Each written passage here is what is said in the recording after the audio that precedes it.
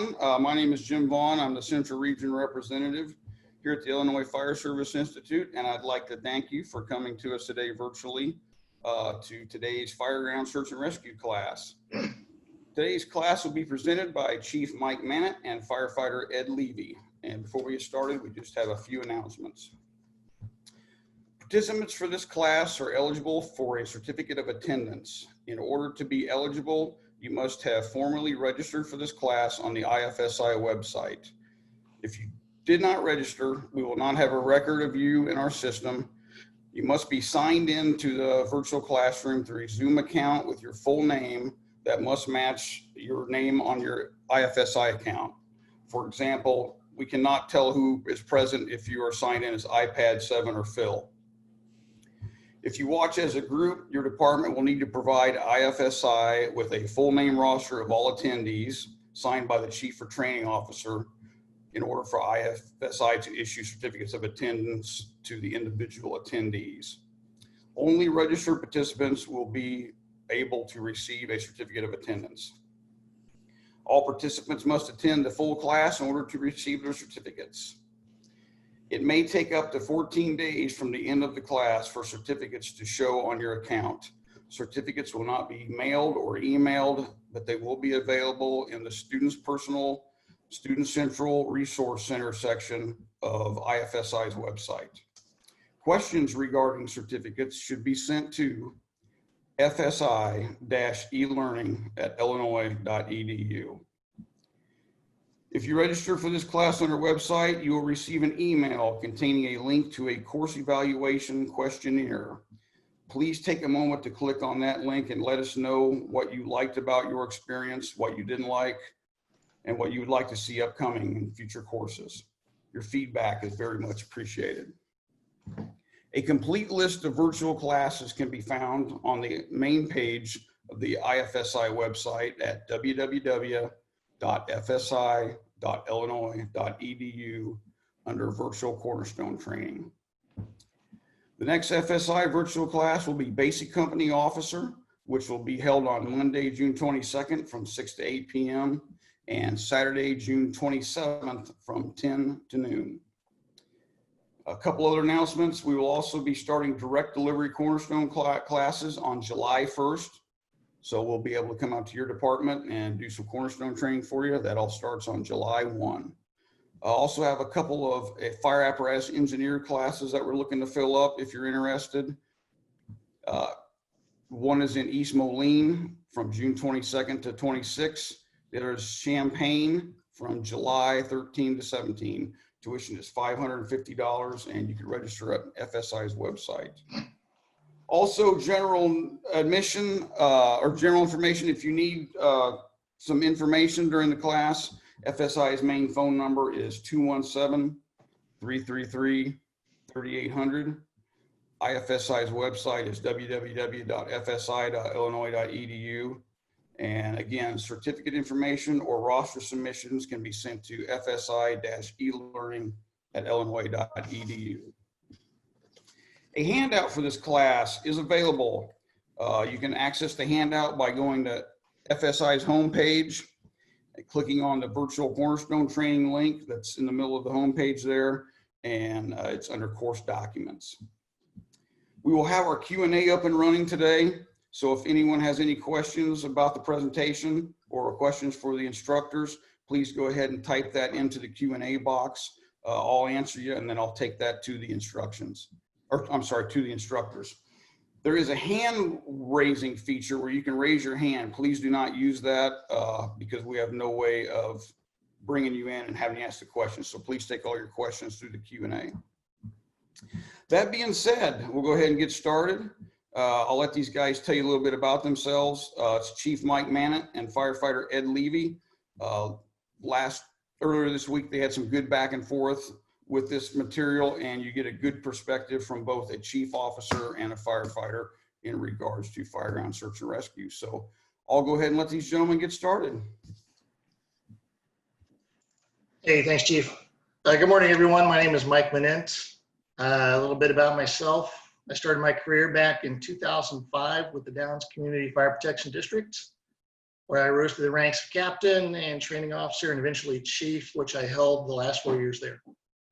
In addition to chief, I was also a state certified fire investigator, where I served on the MABUS Division 41 fire investigation team for 7 years. Also, I'm a part-time instructor at Parkland College in Champaign, teaching Management 1 and 2 in the Fire Service Technology program.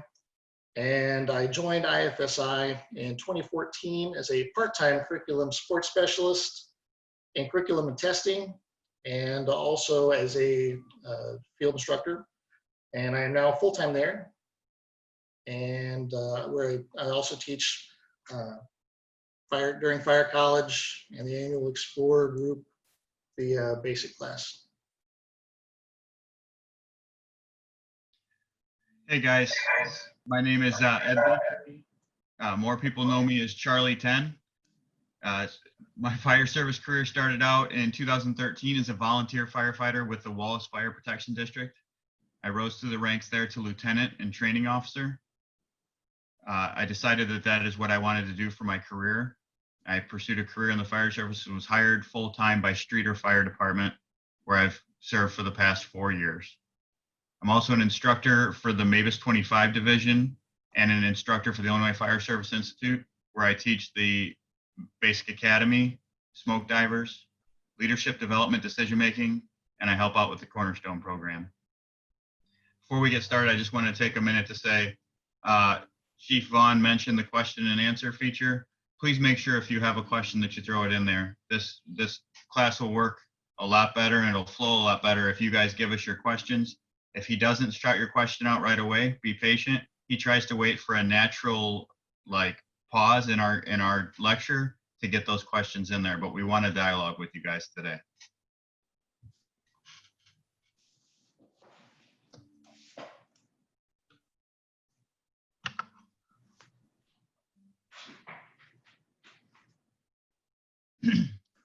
So as we get started, let's start out and start it from the beginning and saying that the most basic principle involved in firefighting is that human life shall take precedence over all other concerns. That is the basis for what we're doing here. Deputy Assistant Chief John Norman, the Fire Department of New York, said that. He continued on to say that when sufficient manpower is not available to effect both rescue and extinguishment at the same time, that rescue must be given preference. Deputy Assistant Chief John Norman is a veteran of 40 years of the fire service with a wide range of experience, including rural, suburban, and urban settings. He was the Chief of Special Operations with the Fire Department of New York from 2001 to 2007. Prior to that, he served as a battalion chief in Harlem. Chief Norman served as the search and rescue manager for the World Trade Center site following the tragedy on September 11, 2001. His experience and knowledge of search and rescue speaks for itself. So as we get into Fireground Search and Rescue, each of our organizations that we're involved with has some type of mission. Some of that is neatly packaged into a mission statement, while others acknowledge that the culture within their organization makes that mission apparent. The common theme, regardless of what type of organization you have, is that all missions include some variation of the words to save life and protect property. So searching a building that is involved in a fire or trapped occupants may be the most appropriate and dangerous action that we perform on the fireground.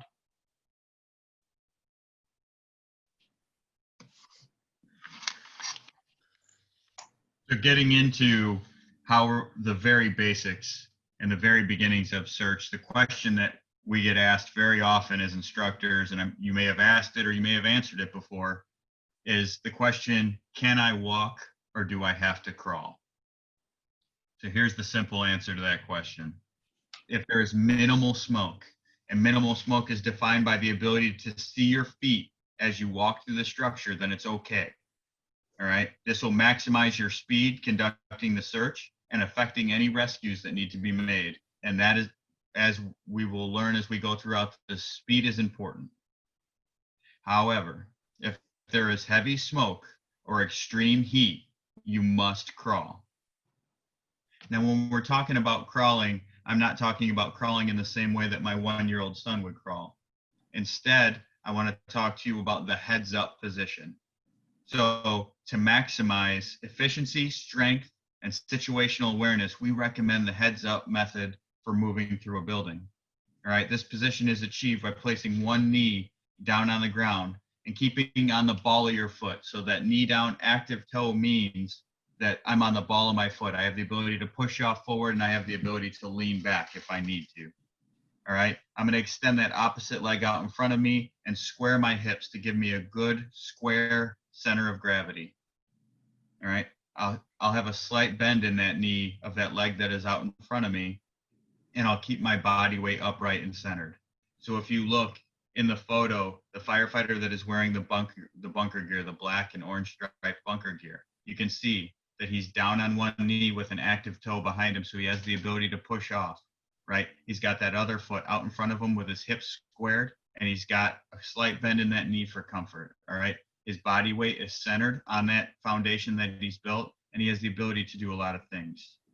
This position provides a really great platform to work, because not only can you perform a search like this, but you can also move hose on a fire attack, flow as you're moving into a building to knock down fire, and it will help when we get to the removing victims and performing rescue. It gives you a great foundational strength. The other thing is, with that foot out in front of us as we move in, it gives us the ability to sound the floor in front of us and immediately shift our weight backwards if we find a soft spot in the floor before we commit ourselves and go through that hole in the floor. One thing to point out is the positioning. We're talking about body position. Notice how the firefighter in the bunker gear, he's not directly behind that lead guy. He's off to the side. So what they're doing is they're also expanding their profile there so they can search a wider area.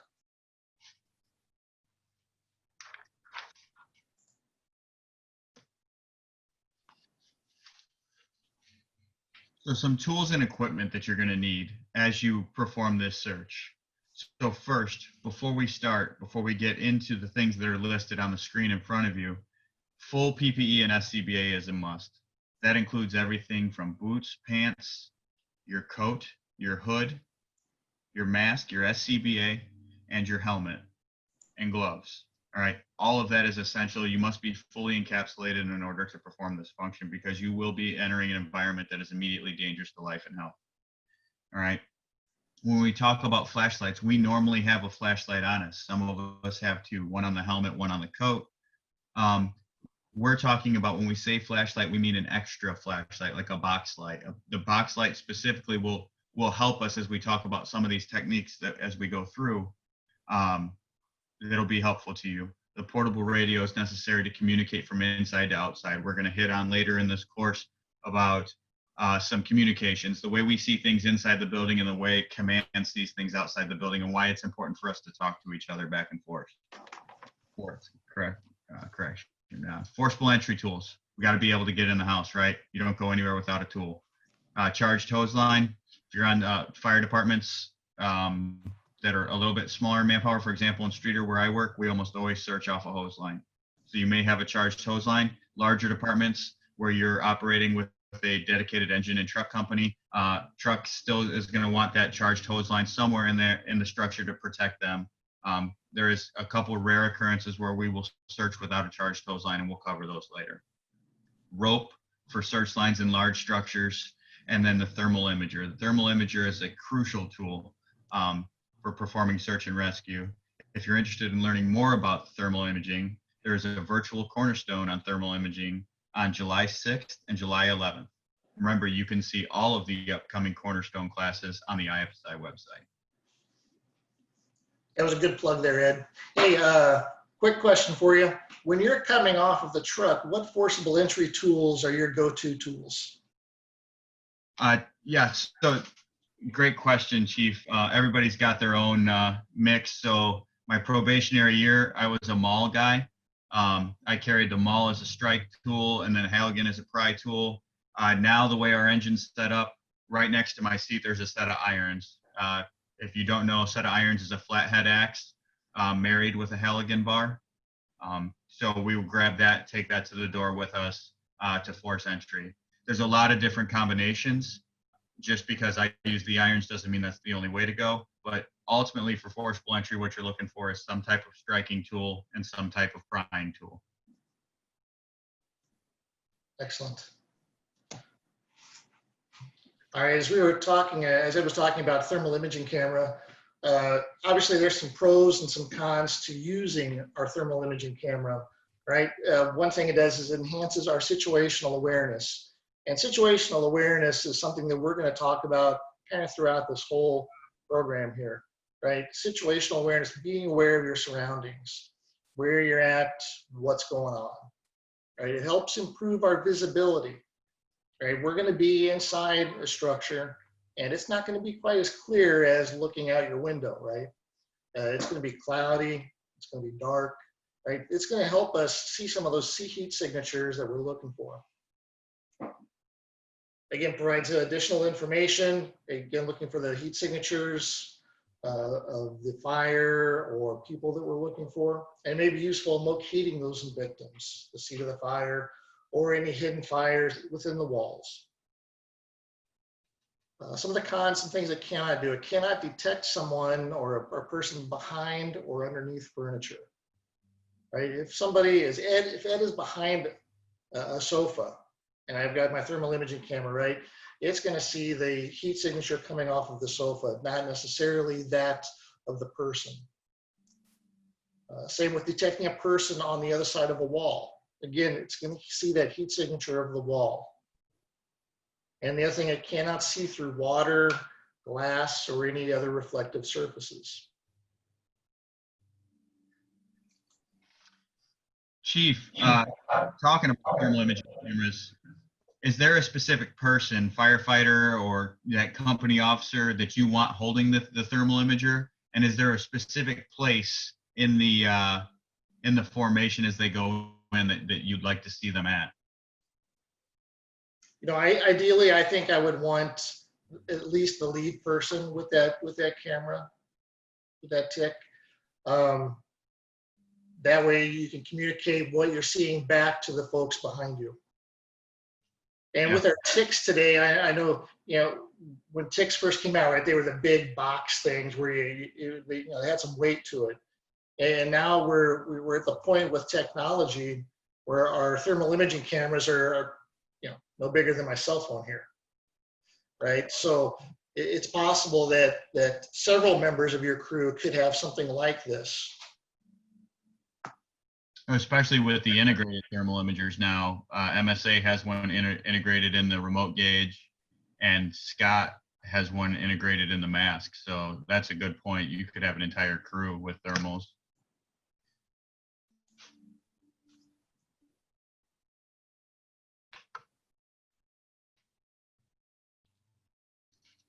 So when asked how he had rescued so many people in his career, he replied simply, "I looked for them." That was Chief Ray Hoff, the Chicago Fire Department and the Ppe Fire Department. Chief Ray Hoff was a third-generation member of the Chicago Fire Department, serving from 1965 to 1997. He served as a firefighter on Rescue Squad 8, Engine 45, and Truck 15. He was promoted to lieutenant in 1973, where he served with the Fire Prevention Bureau, 1st Division Relief, and Truck 21. He was promoted to captain in 1980, where he served with Truck 10.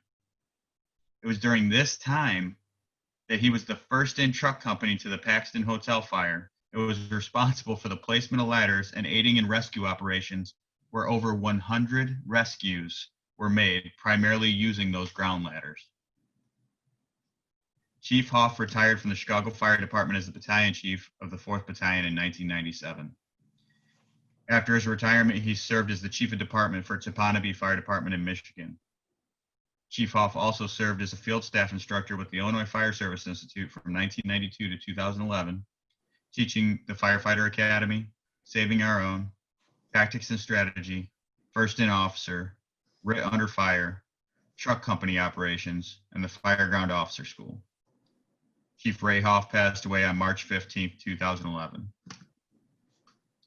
So we've covered the foundational, if you will, the 1001 courses of search, right? We've talked about body position, how to best position yourself to maintain situational awareness and use as much strength as your body is capable of providing to the situation, right?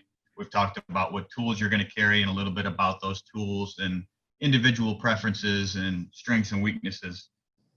So as we progress in the course, we're going to get into types and techniques and philosophies on search, right? But we want you to make sure that you remember the most basic and most important skill for rescuing trapped victims is you have to look for them.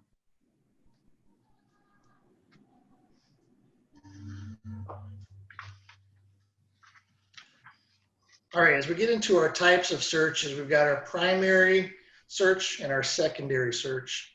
So amongst the benchmarks that we look for at most every structure fire are the primary and secondary search for victims of the fire.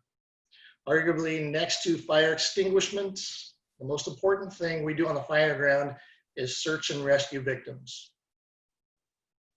Our primary search.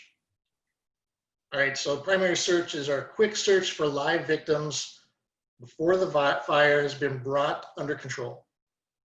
So in some cases, it will be performed even before the hose line has water. Due to the conditions under which it's performed, those conditions being either high heat, no visibility, low visibility, often just ahead of the fire, it won't be so thorough that a determined person couldn't hide from you. So rather it is a very quick once over the entire accessible area with an emphasis on checking the most likely locations to find the victims. During the primary search, we're going to work together in teams of 2 or more. Working together, we can conduct a more faster, smarter search. We will cover search priorities and determine most likely locations in the following slides. The secondary is performed after the fire is under control. At this time, the heat is off, literally and figuratively, right? The need for speed has lessened somewhat. At this point, either the victim has survived or they haven't. The secondary search must be extremely thorough, though, to ensure that there is no possibility of a fire victim remaining undiscovered. Since heat and visibility have been improved, it is somewhat less dangerous, although not completely without danger. We need to remember that you're still in a hazardous environment, but there is somewhat less risk involved, but that doesn't make this task any less vital. The secondary search is often performed by a different crew than perform the primary search to get a fresh set of eyes on the area.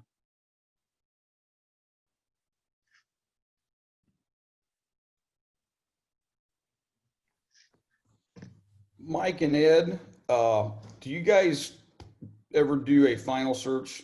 I know I've heard that mentioned a few times before. What's your thoughts on that? Yeah, so that's a great question. So in addition to your primary and secondary, I would totally agree with doing a final search, one last final search to make sure we've covered everything. Absolutely agree. The question is, can the same crew do the primary and secondary search if you don't have enough manpower, or can they do all 3? Your primary, secondary, and your final search? I would say the answer is yes. Absolutely. So, ultimately, like we talked about, we like to have a second crew that hasn't been in there just to get a fresh set of eyes. That's in a perfect world. Unfortunately, in today's day and age, with the struggle to recruit volunteers, and on the career side, the struggle with budgets to be able to afford to keep firefighters in boots, that we're facing situations where we just simply don't have the manpower to have a separate crew go in. So something that instructor Bobby Williams taught me, who's another IFSI instructor, and he said that it was taught to him, but he can't even remember who taught it to him,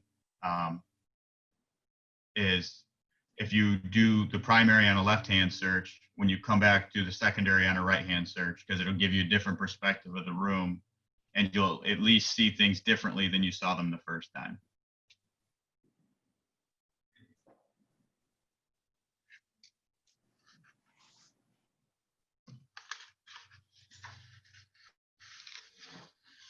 So there's three variations of search operations. We talked about the two types, the primary and the secondary, right? So the first one is the oriented search. This encompasses your primary and secondary search, and that's where you use a wall or something in a structure to orient yourself as you perform your search. All right, the second is vent, enter, isolate search, or VEIS. This is a targeted surgical strike in an area that is known or likely to have victims, either based on your search priorities or live reports from those on scene indicating that they know where the victims are trapped. The last type that we're going to talk about is a large area search. And this is a type of oriented search conducted in large open spaces with the assistance of a search rope.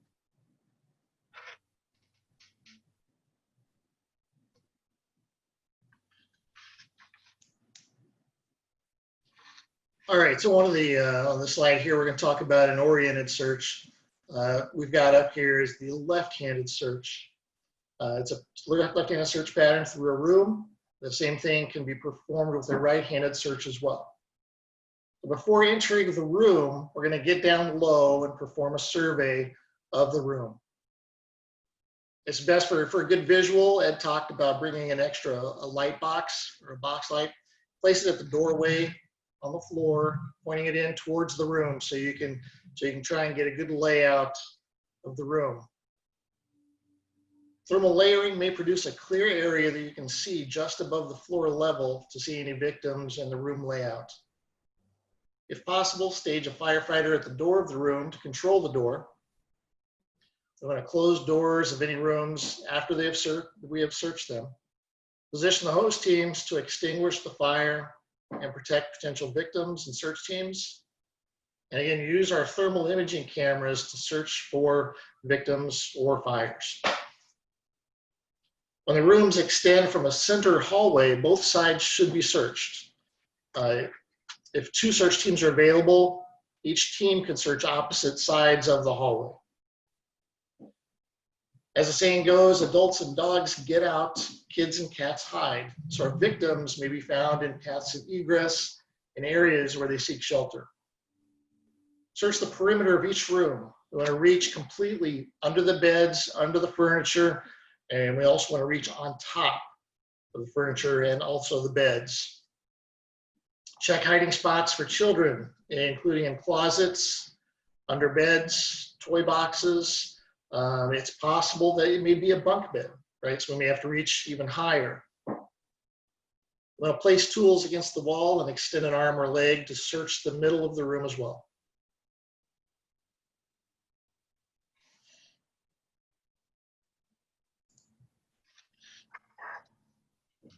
To vent, enter, isolate search. I mentioned earlier that this was a targeted strike that we were going to perform when intelligence on the Fireground indicates that there is a victim known or likely to be trapped in there. So this is that,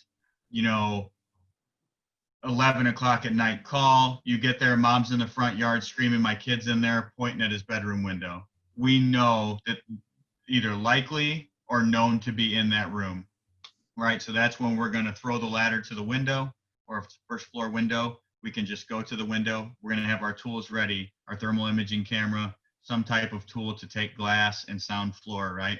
So I'm going to take the glass out of the window, clear the entire window so that there's nothing there that's going to hurt me or a victim on the way back out.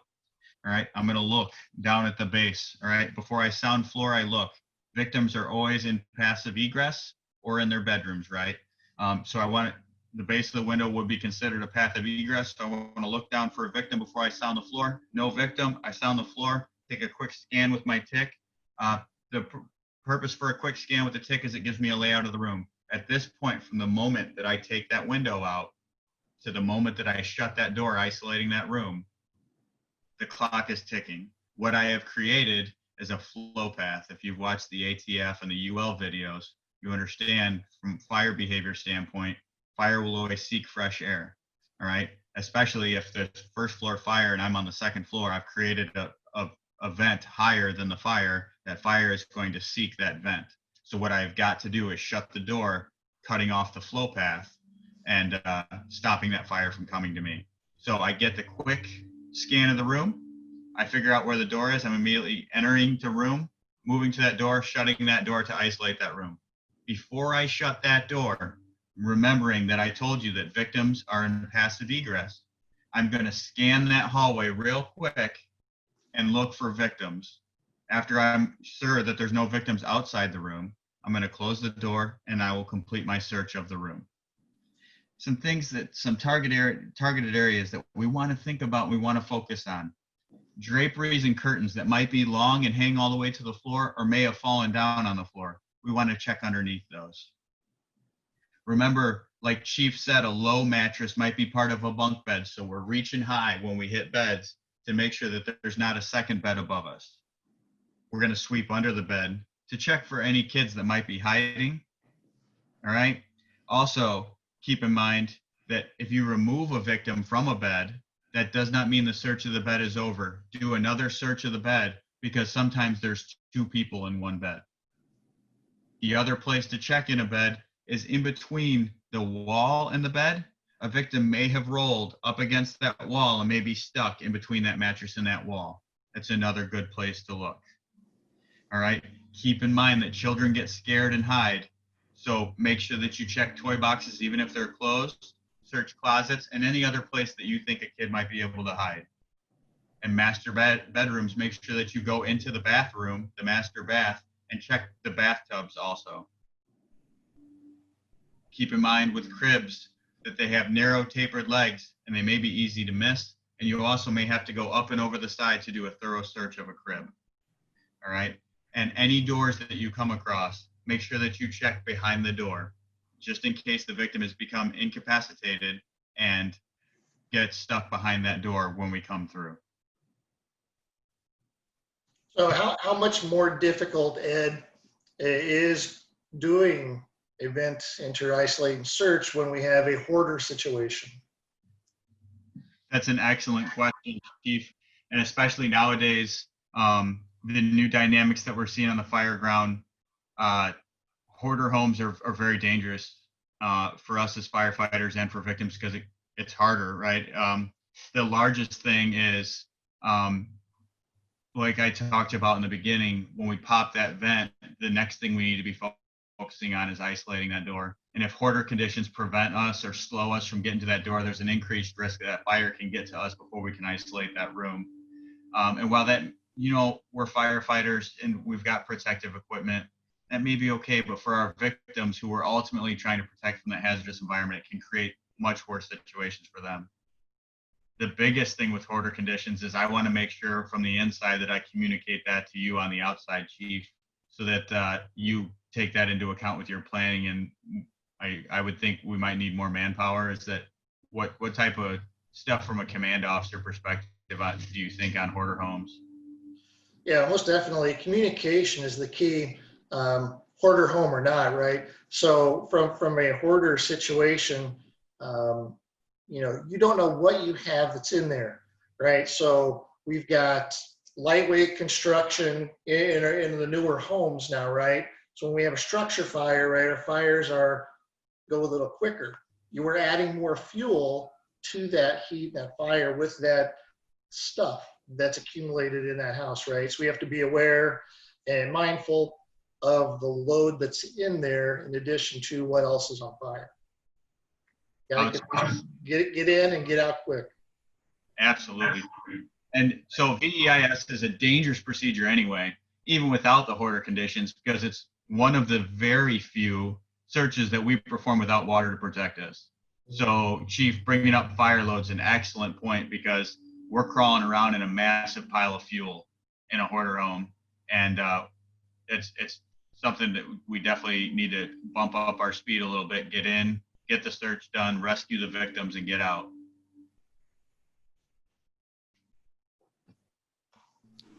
Hey guys, I got a couple questions whenever you're ready for them.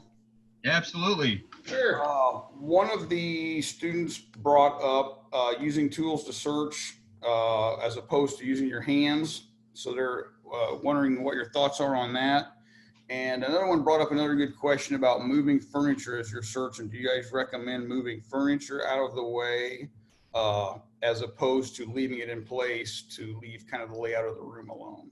So tackling the second one first, doing a quick primary search, I would say you're going to leave that furniture there. We're not going to move them around. We're doing our secondary search a little bit more thorough. Let's go ahead and move some stuff out of the way, but let's move it back when we're done, especially if we have a possible arson situation, right? We're going to have investigators in there, and they're going to want to see the room as is, right, when the firefighter saw it. They're not going to want everything moved around. Absolutely agree. So from another fire investigator, even in a non-arson, when we're trying to determine cause and origin, having furniture where furniture was makes it a little bit easier on us. But the other thing, thinking about from moving furniture standpoint, if I can effectively perform the primary search, which remember, primary, quick, dirty, fast, I'm in, I'm out. It's not so thorough that a determined person couldn't hide from me. I am trying to get that human being that doesn't have all of the protections I'm afforded, the SCBA, the bunker gear to protect me from the heat. I'm trying to get in, grab them, and get out as fast as possible. It's a quick, dirty search. So if I can do that without moving the furniture, great. The risk I create when I move furniture is I change the room. And when we're sitting here in the virtual classroom and I can see Chief Mike, I can see Chief Jim, everything's fine, that's great. But when I take my vision away and I'm relying on that chair is right there, okay, I go down the wall a bit further, now I change that. It's very easy for me to become disoriented inside a structure, and then I need someone to rescue me. So that's a concern to have. Tackling the second question, tools, searching with tools. I mentioned earlier about using a tool, or Chief Mike might have mentioned it, about using a tool off of a wall to search the middle of the room. It's important to remember that that's only to orient yourself. When you're moving and searching, we like you to have a hand on the wall and the tool out towards the center of the room. The reason why is the hand on the wall, and we'll talk about this later, is searching for windows and doors. And if you have the tool on the wall and your body out into the room, you can't detect where those doors and windows are. When you're using a tool, make sure you're using the blunt end. We're not swinging the business end of the axe around. We've got that flipped around. We're swinging the handle out so we don't hurt the victims if we bump them with our tool. Yeah, I totally agree, especially when sweeping, right? You don't want to do it hard and forceful, right? Just a nice, easy sweep. Great questions, guys. It's clear to me that you guys are thinking through the second and third order effects of things. I absolutely love it. Please keep these questions coming. This makes it fun when we can have conversations like this.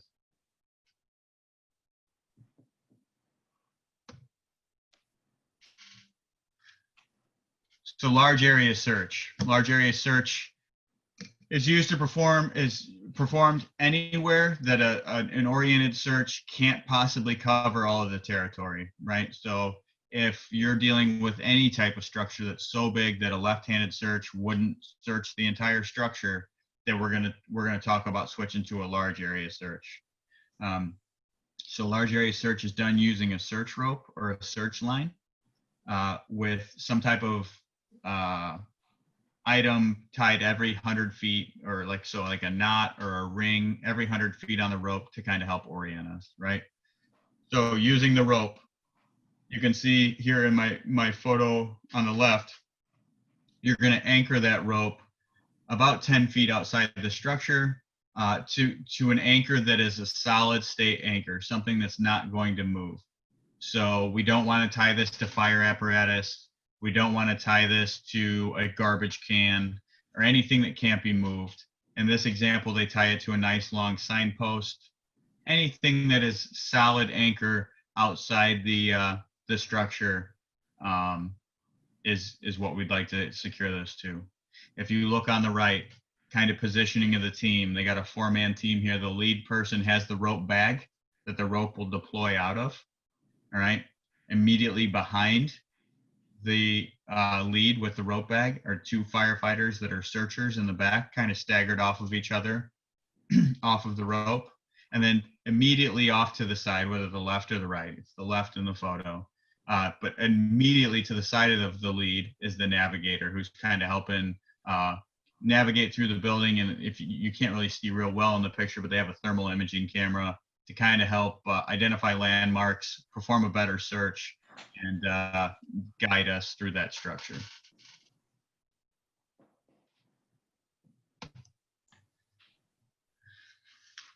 So as we get into the wide area, there's a couple different ways to do it. I mentioned those rings or those knots tied every 100 feet. Those rings, those knots, they help us with a couple things. They help us with communication, can be communication reminders. I know on the outside of the structure, chief command likes to hear from us. So maybe every time I hit a ring, I give a quick can, can report, which we'll talk about, or bag report. Hey, chief, I'm 100 feet in the structure, still got nothing. We're moving forward. 200 feet, 300, so on and so forth. The other thing that the rings and the knots, whatever it is, do is it helps us with air management, so that we never get so far into a structure, so committed into a search that we don't have enough air to get us back out. So a couple different ways that we're going to use this rope. You can see on the first one on the left, they just zigzag back and forth and back and forth. And then the other, the secondary rope, like a carabiner or a D-ring, clipped onto one of those rings with a secondary rope, can allow somebody to come off of the initial search line and perform a search. And he or she even has the ability to extend further with the pike pull, as you see in this photo on the right-hand side here. So this is a great way to extend your search even further. And you notice that the business end of the tool is up by the hand, and the shaft or the handle of the tool is down here, so that you're not going to hurt your victim as you swing through. Yeah, a great place to practice that with coming off of the rope like that in the picture on the right is your bays of your fire station, right? Go along the backside of your truck, and each person can go down in between the trucks, right? Practice sweeping and come back. Providing you've got a large department, you can do that in, right? Even with a smaller one, you can do it in between just a couple of trucks. So when we talk about large areas, Ed, I know on the larger departments, the career departments, people talk about your Walmarts or your big box stores. But for those in rural areas, something to consider as in a large area search would be maybe your rural school district, your high school, your middle school, or even some of the churches. And I know for some of those farmers, some of those larger farms may have those big Morton buildings, right? We might consider that a large area as well. They may house 3 or 4 those big combines. And so I would consider that a large area as well. Absolutely. And in the day and age we're in, some of these large houses, these McMansions that we're seeing, even a residential structure fire might end up being a large area search if I don't have the capability to search the entire thing with a regular oriented search, left hand or right hand. But those are great points. Large area search isn't career, volunteer, or rural, suburban, urban. We've got these things all over the place, and we need to make sure that we're trained and ready to handle them. That's great talk, Chief. Definitely. And getting out there and doing some pre-plans in your area or district, that's how you're going to find out about these things. Gentlemen, I got a question from one of the attendees. They're inquiring as to, should your search rope length be longer than your hose line length? For example, if you're going in with a 200-foot attack line, should your search rope length exceed that, or does it matter at all? So personally for me as a firefighter, to Chief's point that he just said, I would want my search rope long enough to cover the largest structure in my response area. That way I know that the function of the search rope is to conduct a search and that it has the capability to search that entire structure, right? But to the point of the student's question, which is a very great question, even though I have 300 foot of search rope and 200 foot of hose, I would never commit myself 300 feet into a building if I couldn't have the hose to protect me. Keep in mind, it is a very rare situation as a firefighter where I will go somewhere where there's not a hose line to protect me to conduct a search. Chief, thoughts? And that's, and that kind of leads into our next slide of situational awareness, right? Knowing how much rope is in your bag and how much you're pulling off, how much hose you're pulling off of the rig. Exactly. You don't want to shortchange yourself in rope or hose, but if you've got too much rope, right, we're not going to commit ourselves further if we don't have that hose line with us.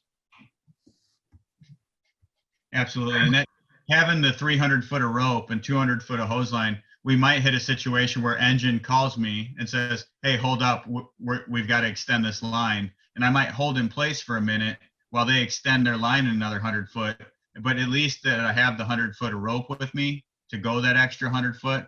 I don't have to go back and change my rope layout. I just wait for engine to get their 100 foot of hose, maybe help them set up the 100 foot of hose, and then we continue the search together with them protecting us and me doing the search. I feel like we want to make sure we build our tools to perform the jobs they need to perform, and then have the thinking firefighter using the tool that knows when to use all of it and when not to. Like we're the most important tool on the fire truck because we're the ones thinking about how to employ these tools, and then we're getting our guidance from our company officers and our chief officers.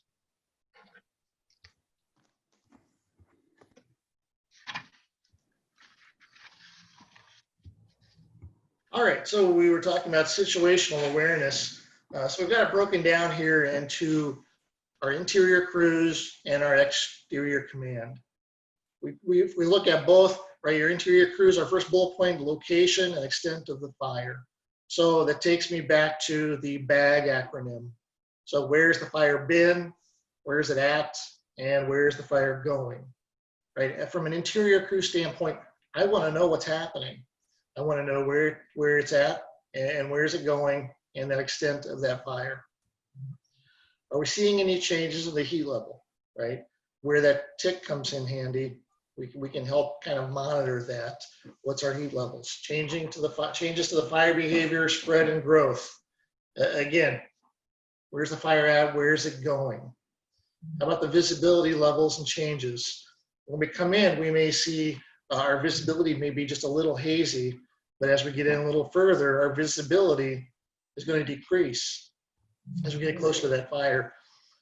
The smoke color and change of the smoke color. Is the smoke gray? Have we noticed a change in it? Is it changing to pitch black? Or is it a brown or a dark red color? Right, that tells us what could possibly be burning, right? Is it structure burning? Is it contents that's burning within the structure? The volume and behavior of the smoke, right? Is it just a light wisp?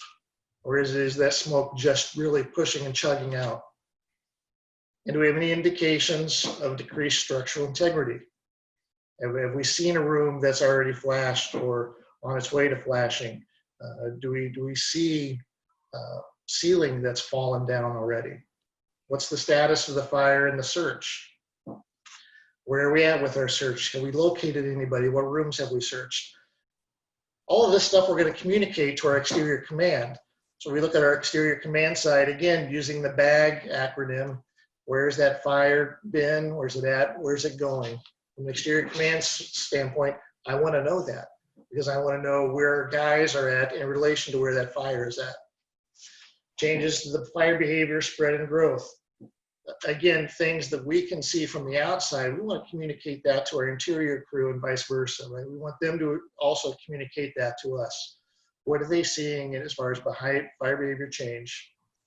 And also going to our smoke color and the change of the smoke color. We may see something on the outside from an exterior command standpoint that they're not seeing on the inside. We may see that smoke changing to a pitch black all of a sudden.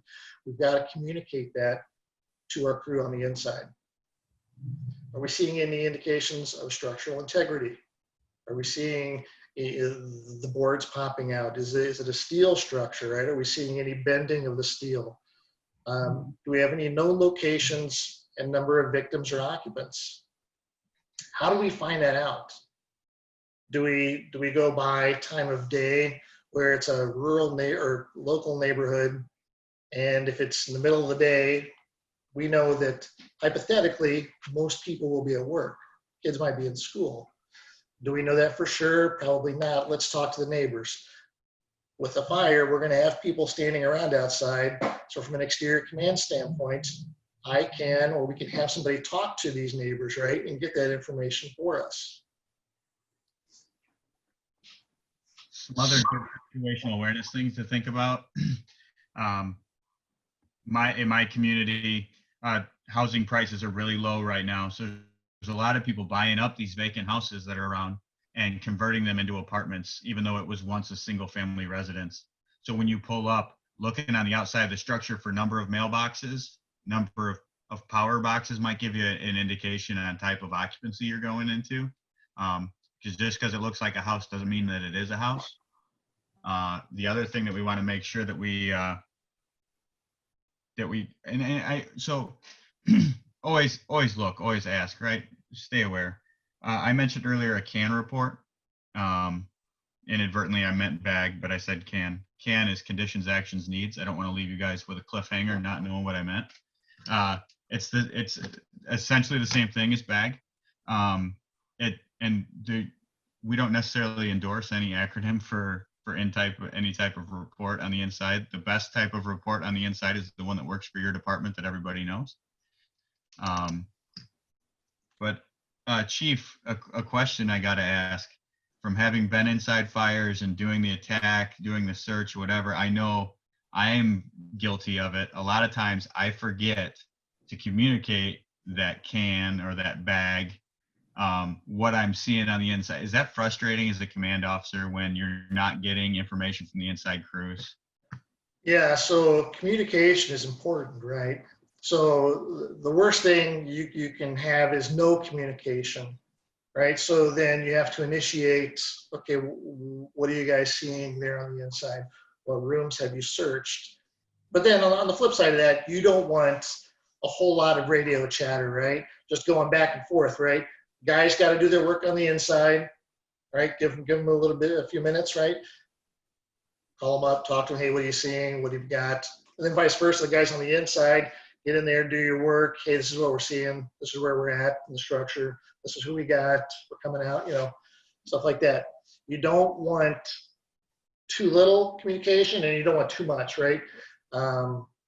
Is there a right mix? It's really how you train on that communication, and not just within your department, but train with those other departments around you. Absolutely. And I would venture a guess from the inside perspective, from the inside guys, if Chief is asking you a lot of questions, if he's constantly calling you on the radio, hey, attack from command, what's it like in there? Attack from command, what are you seeing? Maybe that should be an indicator to us on the inside that we're not telling Chief enough information about what's going on the inside. And we may need to bump up our reporting, not only frequency, but quality of report, right? There's a lot of people talking on the radio that aren't saying much, right? So we want to make sure that when we report, no matter what we're using, whether it's bag, CAN, whatever, that we're communicating useful information to the Chief, not tying up the airway with stuff we don't need to talk about, but that we're actually, like Chief said, performing that quality and that necessary communication.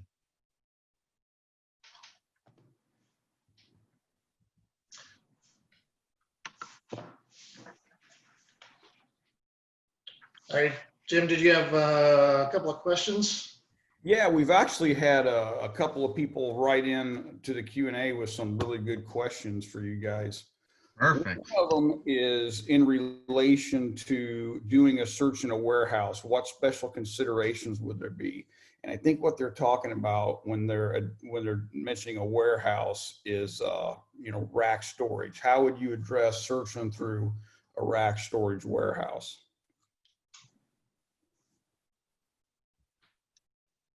So big things with rack storage warehouse.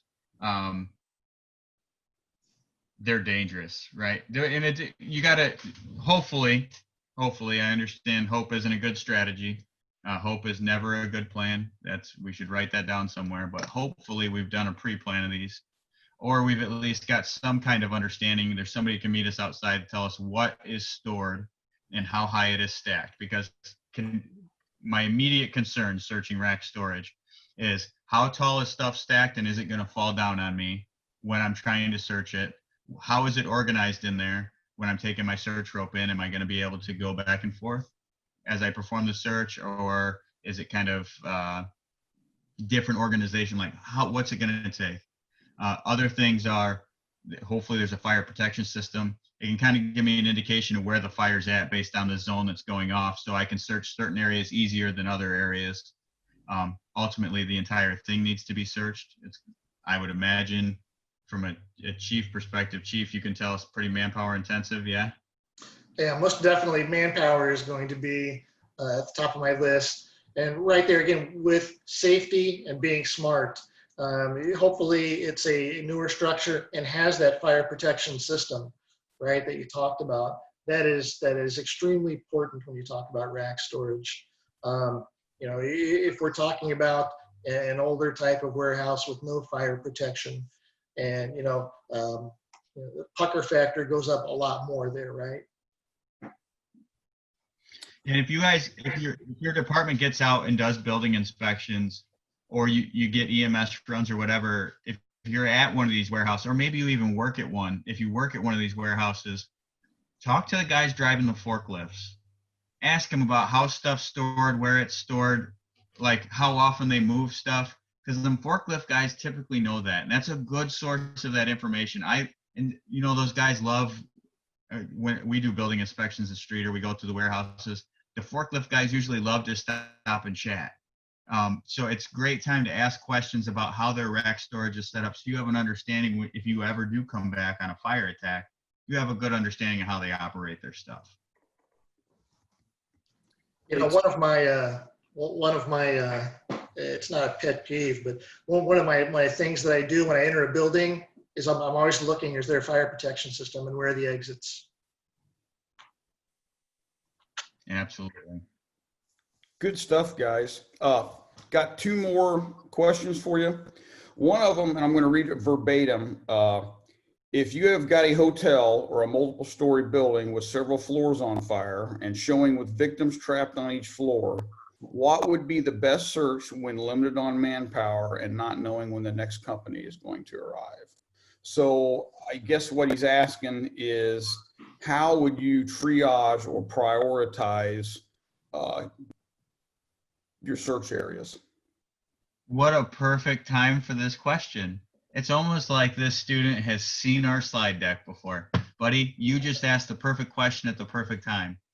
That very first line where we're prioritizing the search, you pull up to that hotel and you've got fire on any floor, but you've got victims on every floor. The priority for search is first the fire floor, starting with the room closest to the fire. The next most dangerous place is the floor above the fire. So you start with the fire floor, room closest to the fire, working your way out. Then you go to the floor above. You search the entire floor above the fire. And then the next priority is the top floor. Those are the victims that have the next highest reach because they're the furthest from a point of egress. After that, you search the rest of the building in an organized and systematic method from bottom to top.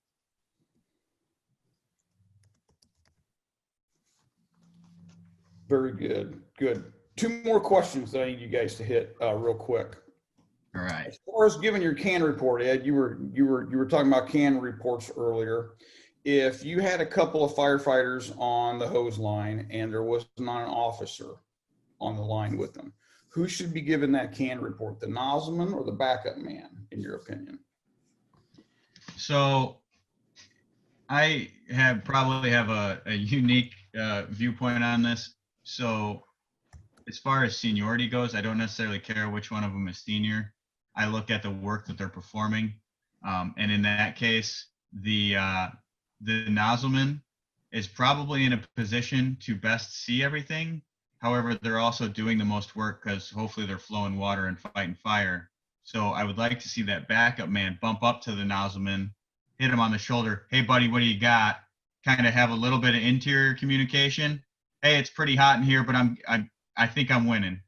One thing I want to know from my nozzleman, as a nozzleman, I make sure I tell whoever I'm with if I think I'm winning or I think I'm losing. Because if I think I'm losing, there's a problem, especially if I'm flowing water, right? If I'm flowing water and I think I'm not winning, we may need to reevaluate our position in this building.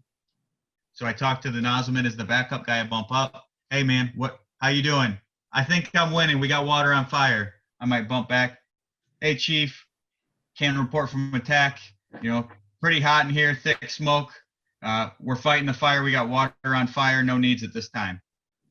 Might be that from that backup guy. Very good. Yeah, I totally agree with you on that, Ed. The nozzle guy, he's got his hands full, right? So let those backup get the information and communicate that out. Especially depending on what type of nozzle you're using. On my job, I use a 15/16 smoothbore nozzle, pumped at 50 psi at the tip. I'm handling 70 pounds of nozzle reaction pushing back against me. That's my primary, getting water on the fire and handling that 70 pounds so I don't lose the nozzle. I don't have time, and I really don't have hands free to talk on the radio. Good stuff, guys. And the last question I got in this series of questions is in regards to doing a left-hand or a right-hand search inside a building. One of the firefighters wants to know, how do you know when you've completed searching an area? For example, if you're searching a wide open floor plan or you're searching a kitchen that's got an island in it or something, they're wanting to know after not every room is laid out like an exact room is. So if you come into a living room or you come into a kitchen area where it doesn't perfectly go back to the exact door that you started in, how do you know when you search that area? Well, I think that's going to come down to communication. What you're encountering as you're going in and searching, if I'm going into a kitchen and I'm finding there's a big L-shaped island, right? You're making that mental picture, going around doing that search, coming back out and communicating that out, what you found, this is what we've got in this room, right? Then if we're on multiple floors, we could have a team of 2 doing one floor and another team of 2 doing another floor, right? So then when it comes to doing our secondary search, we may have those groups flip and do the other floors and do them the opposite way. So instead of doing our left-handed search, we're going to be doing our right-handed search next. Absolutely. And so the other thing that I got to say, my plug that I try to do every class is, as a firefighter, a thorough understanding of building construction will help you with this, because you can tell a lot about a structure from outside the structure. Also, you can tell things about a structure from what you feel in a room. So as you feel the walls, and that you can get a pretty good idea for a structure. The other thing is technology. Chief talked about the pros and cons of the thermal imaging camera. One of the very big pros is it can give you a layout of a room pretty decently. And so if you're going to start at one point and end at another, that might be a good way. Another way, if we have manpower enough for a 3-person search, we might leave that officer at that door and send 2 firefighters in with a box light at that door. When that firefighter hits that second door, that's that exit point, that they're exiting from a separate point than what they came in on, they may be able to holler or communicate over the radio to whoever they left at the door, hey, I'm here, use their box light to guide it to each other, and then they know that the structure's been complete by a little bit of communication and teamwork and marking their points. Another good point this brings up is to prevent duplicate work. Make sure you have some type of method for marking searched rooms, which rooms you've searched and stuff like that. Especially, Chief mentioned working in teams, splitting it up, maybe Division 1, Division 2 between the floors. Make sure we have some type of method of accountability for what's been done and what hasn't in place. So something to bring up is, one of those trends today is a lot of people are remodeling some of these older homes totally rearranging what the interior looks like. And we have to be mindful of that, especially if we see some of that construction going on in our area or our district. And does it hurt to get out and talk to the contractor and say, hey, so you're doing some construction, and let them know who you are, right? And maybe they can give you a quick walkthrough of what they're doing, right? Or even in new construction, you know, bringing your on-duty crew through some of the newer structures that are being built in your district and kind of giving that quick pre-plan visual, right? And another way to inside of homes is to do a smoke detector install type program. So here in Streeter, we partnered with the Red Cross to do a smoke detector install program. We go into people's houses and install smoke detectors. I'm always head on a swivel, looking at how they're laid out, whatever. Same thing with EMS calls, looking around the houses. I'm in there keeping notes. We've actually discovered some hoarder house conditions that way, and been able to put a note in CAD so that when we're banged out for a call there, command already has an idea what we're up against before we even get on scene.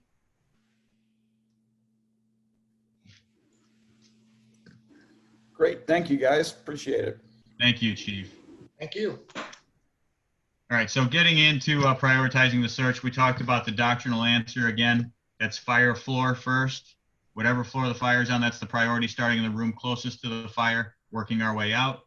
Then we're going to go to the floor immediately above the fire. We're going to search that floor in its entirety.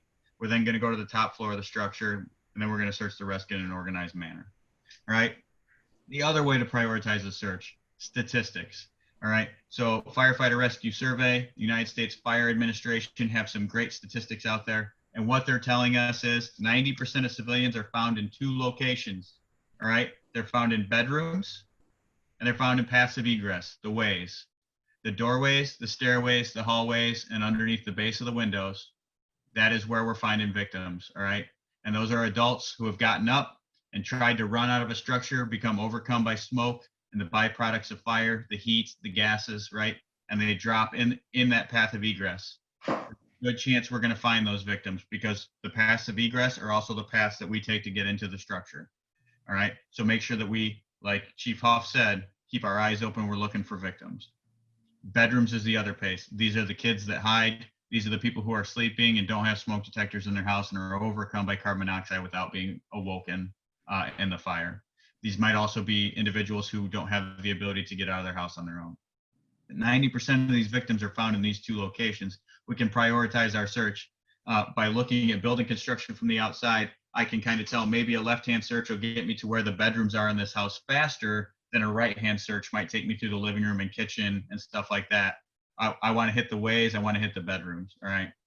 The third way we can prioritize a search, we talked about it a little bit earlier, is actionable intelligence. There's a human being outside the house telling me my husband is inside, he's in the kitchen.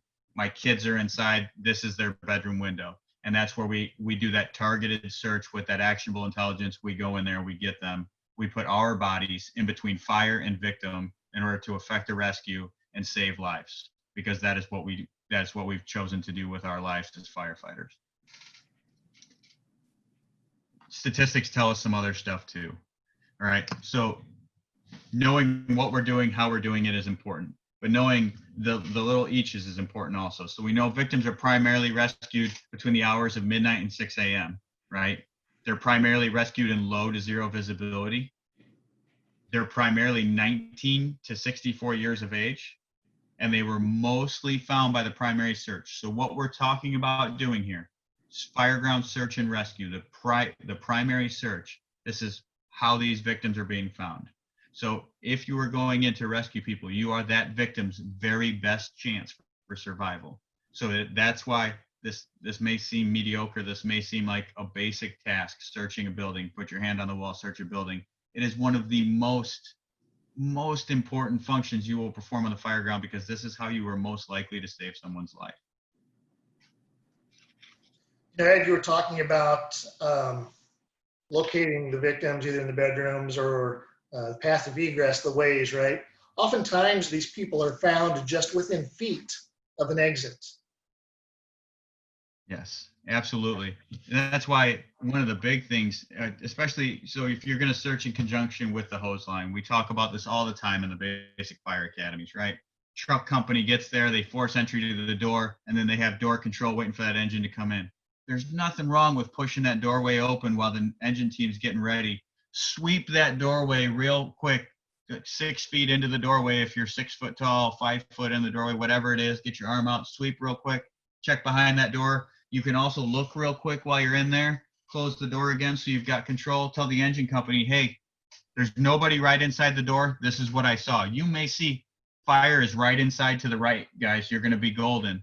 And you may be able to tell the rest of your search crew, hey, based on the layout of what I saw when I did that, let's do a left-hand search. Engine's going to go right. We'll knock out the left-hand search, hit the bedrooms. You might be able to get that right away. But like you said, Chief, that's great knowledge. They're found right inside doorways. We need to be looking.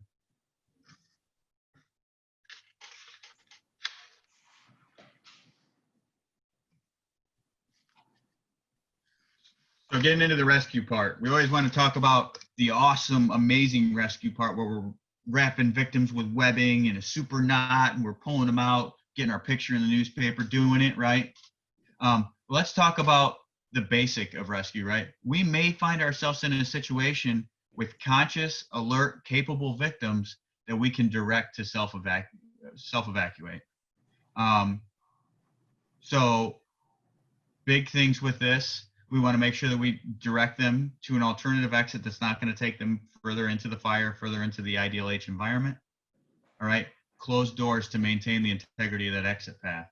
A lot of our commercial buildings and our larger residential buildings have automatic closers on the doors that should be working to secure these exit paths so that we can help direct them out. And we also may establish a safe haven. If we've got a pretty good grasp on where the fire is and we know that we're going to win, we may want to stick these individuals in a safe haven out of the way where they can just shelter in place. And we'll talk about safe havens a little bit on the next slide. So when we're talking about the rescues here, Ed, the self-evacuations, are we just going to stand back and just kind of point and direct them, or are we going to actually have somebody, we're going to walk with them to the exit? That's an excellent question, Chief. Great question.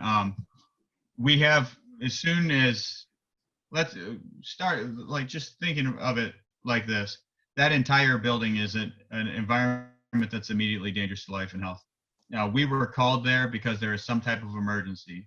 Every person I encounter inside that structure is now a victim of that emergency, and I have a responsibility to them to make sure that they get out of that environment safely. So I'm going to take them and ensure not only that I point them towards the door, but that I get them all the way out. Situation with Brett Tarver, which was not a search and rescue, but it was a RIT situation with a downed firefighter. He's Phoenix, Arizona firefighter. At one point, he was recovered, led to a hose line after he had been disoriented and said, hey, just follow this hose line, go out. And he ended up not making it out of the structure. He got disoriented again and lost further into the structure. The same thing with these victims. We need to make sure that we take them all the way out of the structure and lead them all the way out of the building and hand them off to whoever in a safe environment, whether that be EMS or somebody that's providing a place for them to go. Yeah, and from an exterior command standpoint, I'm going to make sure that I've got, a couple of people there as you're coming out to help assist with those people or person coming out. Absolutely. And another question we get asked a lot with self-evacuation is, can I, I forgot my purse at my desk. Can I just run right back up and grab it? Or my friend's on the 4th floor. Let's step on the 4th floor and go get my friend. Just like we tell the kids when we do the classes in October for Fire Prevention Week, get out and stay out. There's no going back in for stuff. If your friend is trapped on the 4th floor, I work with the very best firefighters in the entire world. They will go and find your friend, I promise you. But right now, we're getting you out of this structure. And your purse is not worth dying for, so it can stay at your desk. We'll get it to you at a later time. Nobody else is going inside the building, so your stuff will be safe where you left it. Oh, and the same goes with pets as well. Yes, absolutely. Great point, Chief. Great point.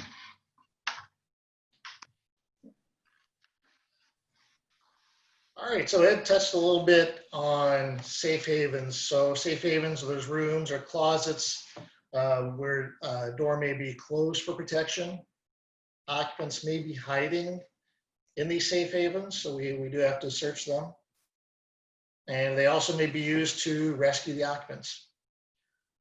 When to use a safe haven, so when the hazard is minor, it's safer to keep those victims inside.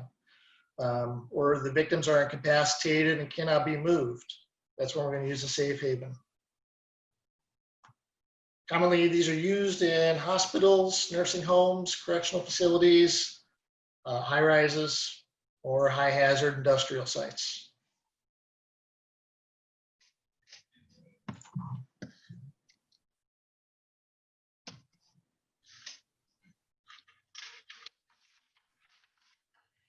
All right, so getting into the actual victim removal piece of search and rescue. We need to focus on our good body mechanics. We started this whole thing with talking about our body positioning in a structure. I started in the fire service a little later than most people start. And so I want a very long and happy career in the fire service. I want to make sure I don't get hurt moving victims in an unhealthy way that's going to lead to a back injury. I personally believe back injuries could quite possibly be the most horrible injury you could suffer. But you want to make sure that you keep yourself healthy. The good way to do that is using foundational strength with good body mechanics. All right. Number 2, support the victim's head and do not move a victim sideways. All right. No one is going to care that you pulled somebody out of a fire if you break their neck in the process of doing it. All right. As soon as we take responsibility for that victim, we are responsible for their entire health and safety. So every action we must take must be to keep that victim safe. All right.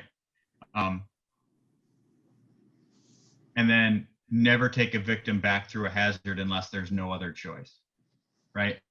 So that refers to, and I talked about in the beginning, and I'm going to slide back a bunch of slides here as I talk about it. And we talked about it when we were doing the search, whether we would have a tool on the wall or a firefighter on the wall. And I mentioned to you that I want the firefighter on the wall and the tool out extended into the room, with the exception of if I'm doing like a sweep of the room, I can anchor my tool on the wall and then sweep off that tool. But then before I start moving again, I'm going to put me back on the wall and my tool out into the room. So look at this picture on the right-hand side. We talked about the guy in the bunker gear before. His name is Sammy. This time we're talking about the guy in the blue pants and the gray shirt. His name is Tom. You notice my buddy Tom, as he's searching, he's got that hand on the wall. He's sweeping up and down the wall. He's looking for windows and doors. This is important. This helps us do a thorough search. This helps us stay oriented in the structure. And this gives us alternate methods of egress so that I do not have to take the victim back through the hazardous area. All right. Victim removal is required when conditions prevent self-evacuation or sheltering in place, or when victims are directly affected. Firefighters should extinguish all fires that have cut them off from an exit or provide an alternate exit pathway. That's what we're talking about here. Searching up and down the walls to find the windows and the doors to provide the alternate pathway. All right. Make sure that you remove any debris that is trapping victims and carry injured and unconscious victims to safety. All right.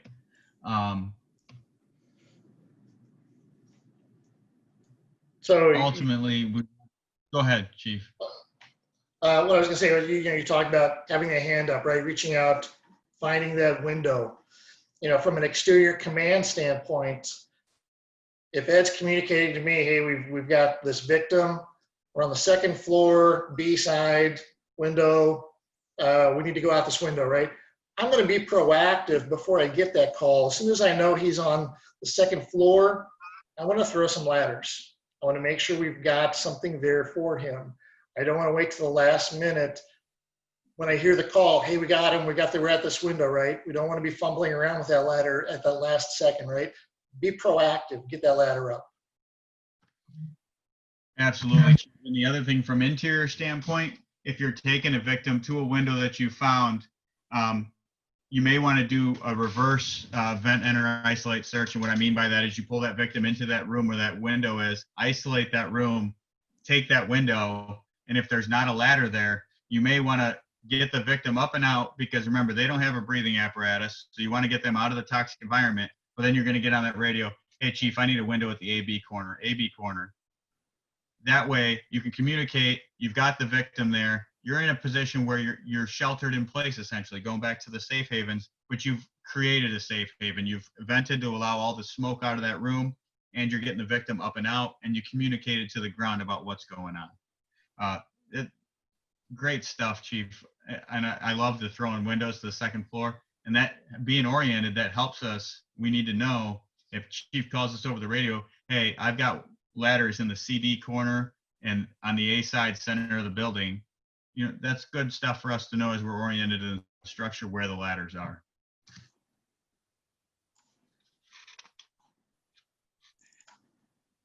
Chief, I see a couple more questions pop up. Yep, we've got a few really good ones. If you guys have got a spot where you're ready to answer them. Absolutely. Sure. One of the first questions has to do, or it's more of a statement, and want to know what your guys' thoughts on it are.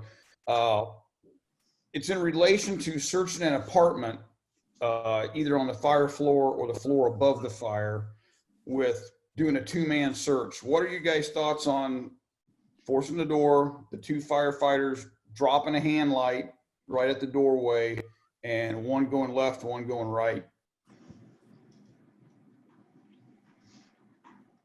All right, so what you're doing is you got a two-man crew and you're splitting up, one going one way, one going the other way.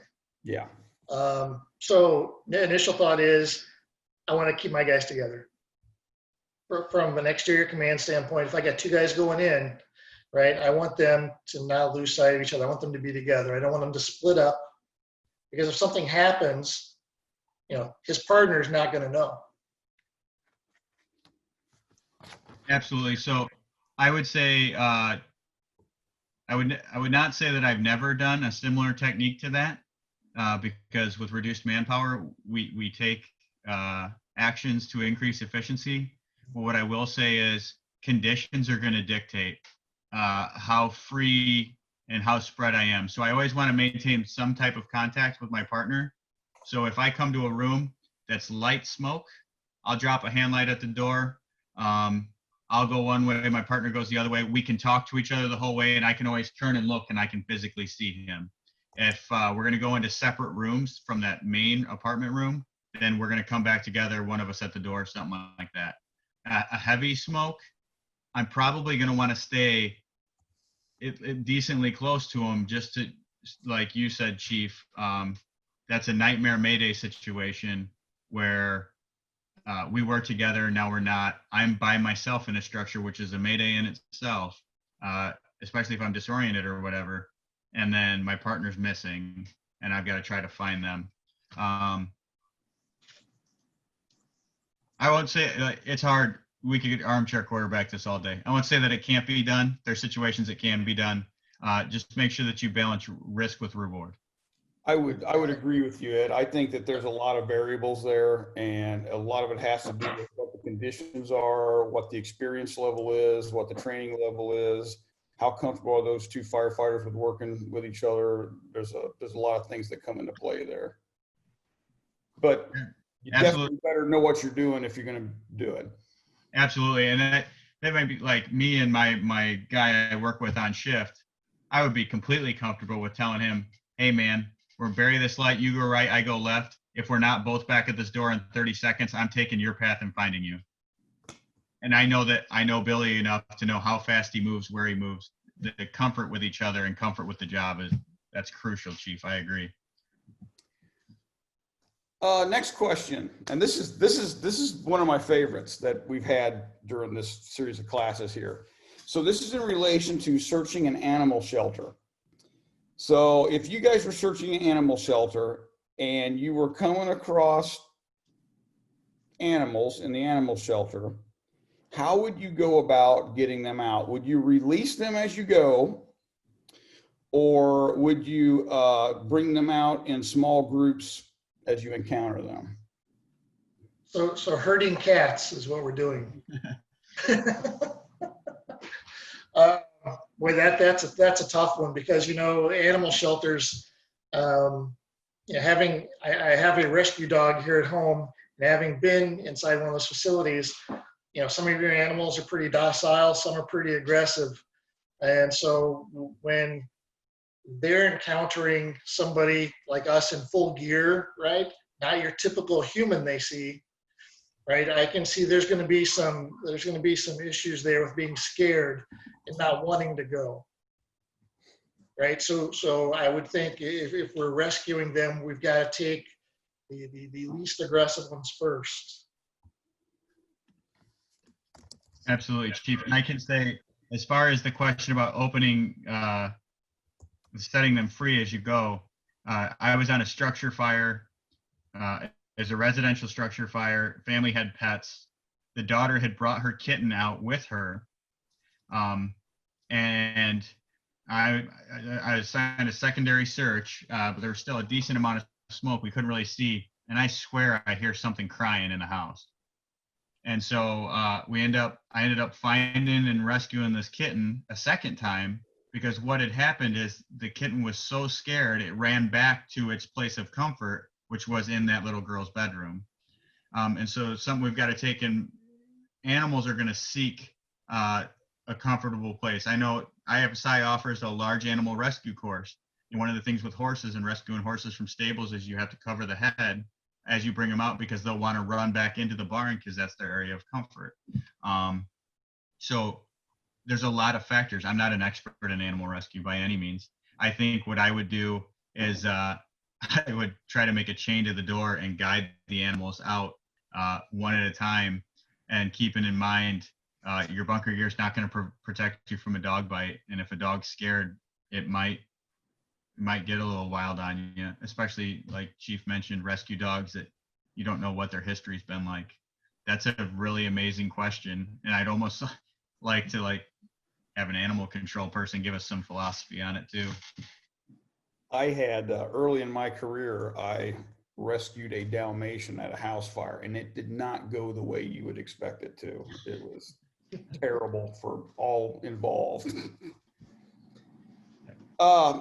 Another question for you guys, and this is another good one right here.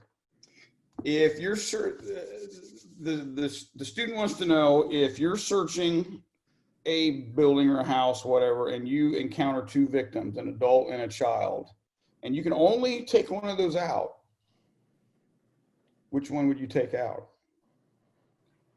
And while you guys are thinking about the answer on this one, I'm just going to address this. Mike is the guy that asked this question. Mike, we've got a really, really great class called Leadership Development and Decision Making. And this would be a very good class for you to take that would involve lots of questions like this. Yes. As a LDDM instructor, definitely a good plug. I can say you should come, Mike, and hang out with us for the week. It's a great class. It's well worth it. Yeah, I don't know. From firefighter standpoint, and again, this goes all the way back to what the conditions are and whatever. But going back to what like statistics said, victims are found in zero visibility. They're found in the middle of the night. Honestly, what's probably going to happen is whoever I come to first is who's going to go. Unless I somehow simultaneously find them, I'm going to take the kid first, because from putting my EMS hat on, I know children are extremely respiratory driven. I know a lot of cardiac arrests in children come from respiratory depression, and getting that kid out first represents that kid's best chance for survival. But being realistic about the conditions in which we find victims, I'm not going to be able to see. It's going to be high stress, a lot of things coming at me at once. I'm probably going to find a victim. Oh crap, I found a victim. Pull them out, take them out, and get them to EMS, and then go in and finish the search. I totally agree with you. It's whoever you come to first, right? However, I think this is also situation driven, right? Is it thick smoke? Can you not, is your visibility really poor and you only see the one person? Or is the visibility, is it light? And you come across and you go, oh, wow, we have 2 victims, right? Depending on the size of the adult, if it's a small adult, right? Can one person get that person out? Or do we have to call in for another team of 2 to help with that person? And I think this leads into, oftentimes we don't know the size of the people and our victims until we see them, right? If we have a really, really large person, which we've all encountered, right? We're going to need those extra hands for that person. Absolutely. And also the distance that we're pulling, just because we might be on the 2nd floor, we might have 100 foot of hose line into the building, doesn't mean we have to carry the victim 100 feet. We might be able to find a window in the next room and very quickly move both victims, either, one at a time, or if we can each handle one, if there's 2 of us, we might be able to get it done that way too. Yeah. That actually segues into the next question, because the next question that we had was, how would you deal with an exceptionally obese patient? How do we get large patients out of buildings when we're trying to rescue them? So we've got, I know with our handout, we showed different carries and drags that we can use, right? And I think there's a tool that's out there, not necessarily a tool, it's called a mega mover, right? That's a lot of the ambulances that they use to transport people that are larger, right? That's something that we could call for and utilize, because it has those extra handles on it to help move that person out of there. Absolutely. Using our tools is going to be absolutely, and also getting enough manpower on the job. And then still using a good body positioning and those good body mechanics for that foundational strength. Because I know we've all been on that EMS call where eventually you run into the situation where you can't it's impossible to have more people put hands on the patient. We've maximized the number of people that can help with this task. Now we've just got to find enough strength across those people to perform it. And something like a mega mover, or even maybe like a Stokes or a Reeve sleeve or anything like that to kind of help secure the patient and give us handles, essentially, right, to help move that person. And if you don't have a mega mover, right, if you're in a bedroom, grab a blanket or a sheet off of the bed and you can utilize that. Excellent point. Improvise, adapt, overcome. I like it. There's a lot of great companies like Mega Mover that produce, equipment just for that. Basically it's a heavy tarp with webbing, sewn in webbing handles. They work really great. And I remember having to deal with a similar situation years ago before that kind of equipment was around. And, we all carry heavy duty tarps on our fire apparatus, or we should. If you can get one of those patients on your tarps, get them on a tarp, and then you can wad up handles and be able to kind of maneuver people through doorways and around corners and stuff like that. But yeah, great answers, guys. Thanks. Final question here that we have. This involves doing a search with the building collapsing.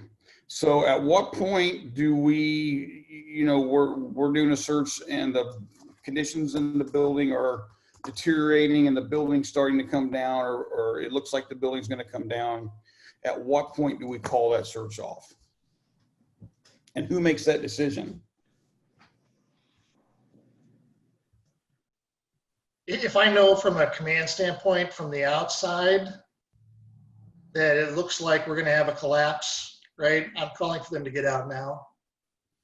If we know there's a victim in there, I don't want additional victims risking we risk a lot to save a lot, right? But if I know there's collapse is imminent, right, I'm going to call for them to, hey, you got a minute, let's get out. Or you got 30 seconds, let's get out. And yeah, from the interior firefighter standpoint, this is where, training and working with your command elements, whether it's like a small department, so the chief of department is running command, or maybe a captain, or your larger departments where you have a battalion chief. Having a good working relationship with them and knowing what they mean when they say it. You know, and the communication goes both ways. So I make contact with the victim. Hey, chief, I've got a victim. I'm on the second floor, top of the stairs. I'm going to come back out the front door. And so now chief knows that. Chief might give me a call on the radio and say, hey, Levy, it's looking pretty bad out here. You better hurry up. That's different than if chief gets on the radio and says, Levy, out now. I know the difference. I know that we're talking about the difference between the building is collapsing or you're running out of time. And Chief Mike just said, you know, you got 30 seconds, you got a minute. That can help me understand too, because I might have gotten myself within 30 seconds of the door. So when he tells me you got 30 seconds, the victim's coming with me. Whereas if I'm pretty deep into a structure still, that might change that course of actions. Obviously, we risk a lot to save a lot. We always want to risk that. We always want to rescue victims.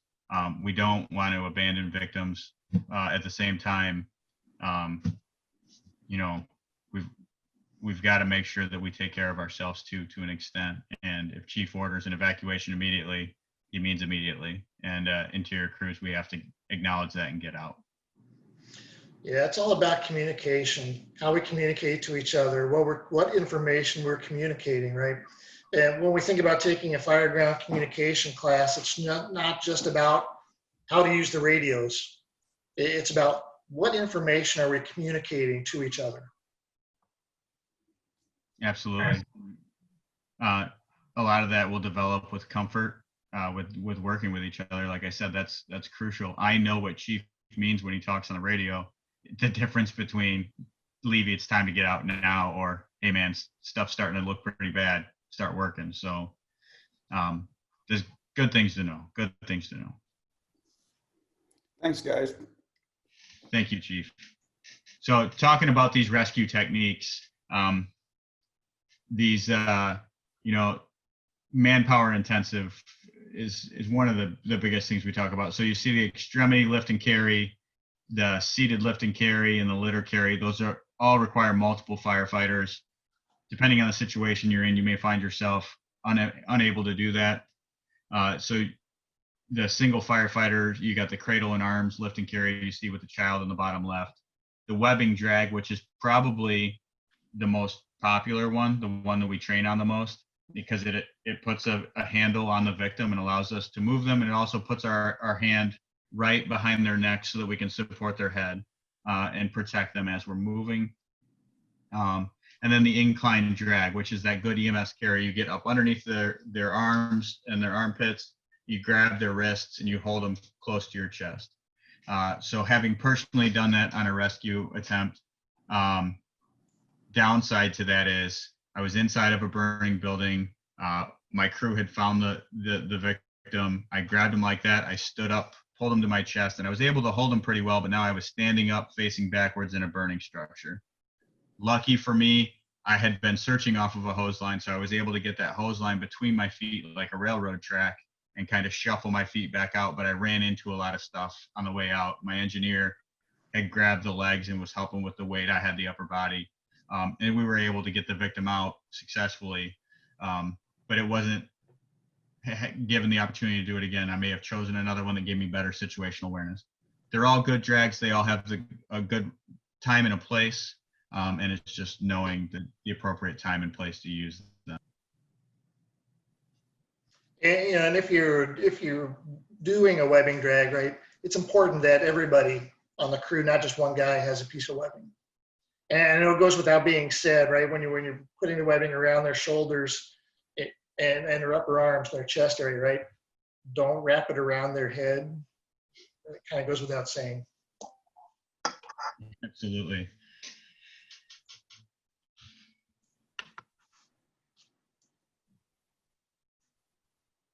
All right, as we start to wrap up here, we've got some risk mitigation techniques to go through.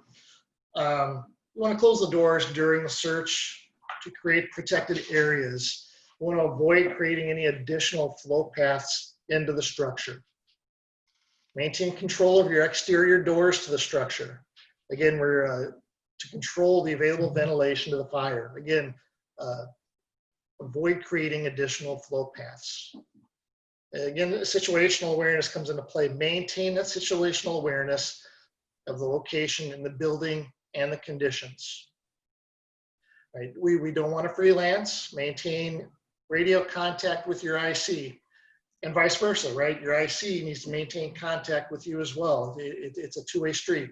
The communication's flowing both ways. Monitor the radio traffic for important information and any change in orders. You encounter fire in the fire room, close the door and report the condition. Search systematically to create efficiency. Make sure you're wearing your full PPE. Use a personal accountability system, right? If you're on the exterior command, call for a PAR. Is everybody intact? Work in teams of 2 or more. When visibility is limited, work in teams and stay low. Have a staff to charge hose line available when operating on the fire floor or the floors immediately above or below. Inform your supervisor, your IC, when search is complete and of any rooms that could not be searched. That is very important. Anything else, Ed? No. Yeah. Doing risk mitigation, we know that the job is dangerous, right? That's our sworn oath, is to put our bodies in between the dangerous and the victim, to shield them and protect them and then rescue them from that environment. But at the same time, we don't needlessly and haphazardly accept risk. We don't go running headlong into the fire. What makes us professionals across the board is how we accept that risk and how we manage that risk. We never eliminate risk from this job, ever. Can't be done. But we can definitely choose how we handle it and how we do it, so that we are saving lives and maintaining a healthy fire department with firefighters who are going to continue to do the job.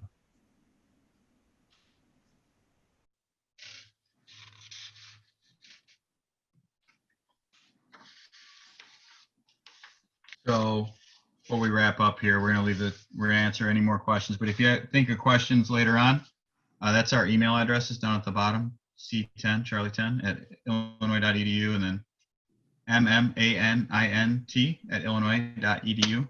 You can email us your questions. Thank you guys so much for spending your Saturday morning with us. Training is so absolutely crucial, whether you're training on fire behavior and building construction, which are really the foundation for everything else that you'll do in the fire service, to your search and rescues, your RITs, your fire attacks. I really appreciate your dedication to wanting to learn, and I hope I see you around the training ground at IFSI. Yeah, likewise. I want to thank all of you for taking some time out of your Saturday morning to sit with us, and hopefully everybody picked up something. Again, this is just the basics. Keep learning, keep training, keep going to classes, and don't stop, because once you become an officer, it doesn't mean you stop, right? Keep training. Guys, we had one more question pop up here. And this one is in reference to if you were searching, say, down the hallway of a hotel. And as you're working your way from one end of the hotel hallway down to the other, as you encounter rooms on your left and right, do you stop and address each room, whether it's right or left, or do you take all of one side of the rooms and then come back and do the other side? So initially, just kind of mentally drawing the picture up here, what I would do is I would have 2 teams of 2, right? So I'd have one group of 2 going down the left side, one going down the right side. I think if you just have one team of 2, it can get a little labor intensive, right? One of the things that Ed talked about was, SCBA is our tool, right? One of our tools. We have to work on air management. And if we have just a couple of guys going in, they got to really conserve that air going up and down the hall, right? So if we send in 2 groups, right, it makes it a little easier on them. do that search. Absolutely. Make sure that you're hyper aware of when you're searching a large structure like this. I don't ever want to go past a closed door without looking in that room because I don't want to go past fire. There's a strong chance that if I go past fire, fire can cut off my means of egress, and now I'm trapped too. So even if manpower doesn't allow me to have that, I may check both sides of the hall and get as far down the hallway as I can, and just make sure command knows that 2 guys searching both sides of the hallway is a lot more labor intensive. I'm going to need relief sooner than if I was only searching one side. Great answer, guys. What we'll do is I'll read off a couple of announcements in the class announcements, and then if any of the other students or attendees have another question that they'd like to ask, go ahead and do so, and we'll get it addressed. So participants are eligible for a certificate of attendance for attending this class. In order to be eligible, you must formally register for the class on the IFSI website. If you didn't register, we will not have a record of you attending. You must have been signed into the virtual classroom through a Zoom account with your full name in order to get credit for the class. If you guys watch as a group in your fire stations or whatever, please make sure that you send in a roster of everyone who attended with a signature of your chief of training officer.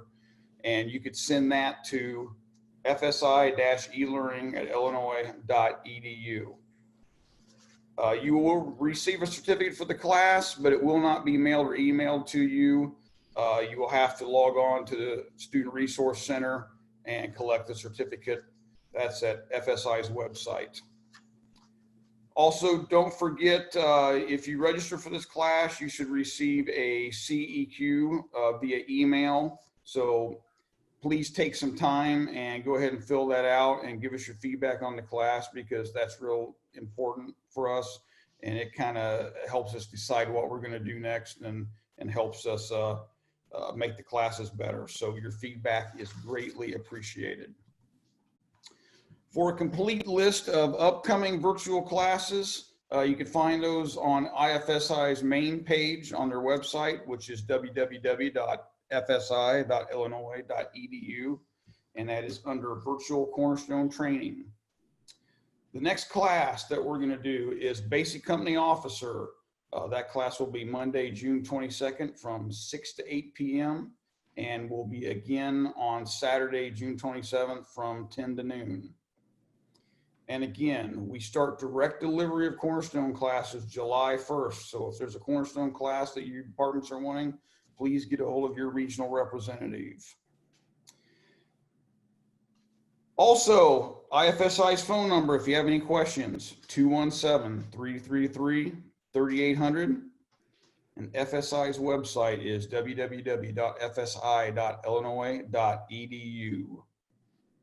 Questions about certificates, or again, if you need to submit your roster, please send it to fsi-elearning@illinois.edu.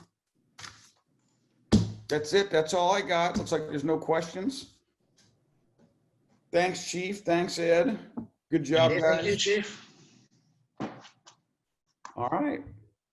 There being no further questions, we'll go ahead and close out the class.